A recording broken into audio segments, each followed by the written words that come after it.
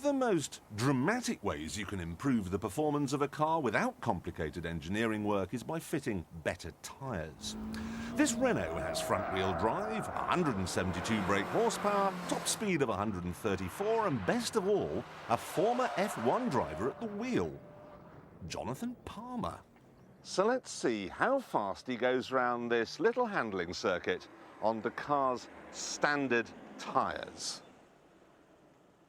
Oi, back up a bit. Cheat.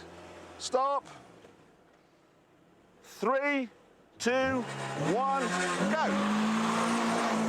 So we're off in the Clio 172 with the standard tyres, an Avon tyre, up to second gear, 70 miles an hour. Let's leave it on the rev limiter, on the brakes. This is quite a tight left-hander here, and about 30 miles an hour to the middle of that. And a bit of understeer there, front running wide. I've got to keep it tight through this next right-hander, and then through this slalom section.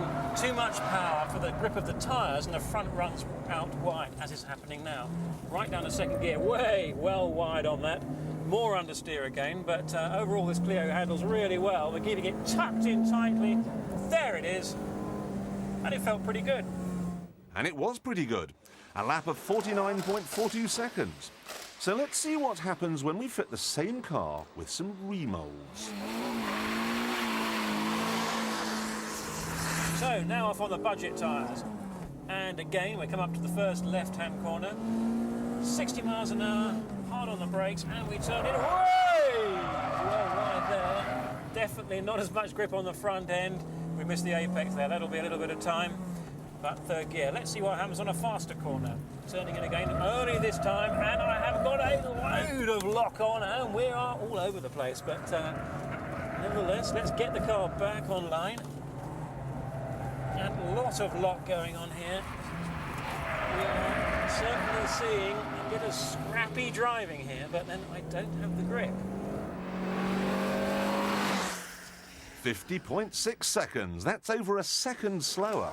So now let's fit the car with some performance rubber.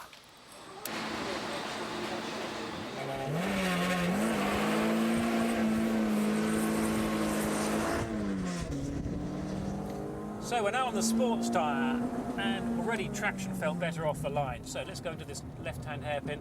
Significantly more grip. Earlier on the power now, not the sliding. We didn't run out wide from the corner as I did before, into third gear. And I'm feeling more confident now. Let's hope it's not misplaced, and it's not at all.